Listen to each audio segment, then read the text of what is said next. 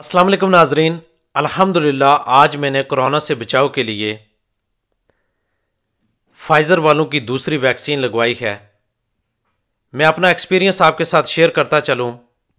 मेरे बाजू के मसल में उन्होंने कोरोना की वैक्सीन लगाई और उसके बाद एलर्जिक रिएक्शन को ऑब्ज़र्व करने के लिए मुझे 15 मिनट के लिए बिठाए रखा और उसके बाद मुझे घर भेज दिया। मैं बिल्कुल नॉर्मल फील कर रहा हूँ, किसी किस्म का कोई साइड इफ़ेक्ट नहीं है।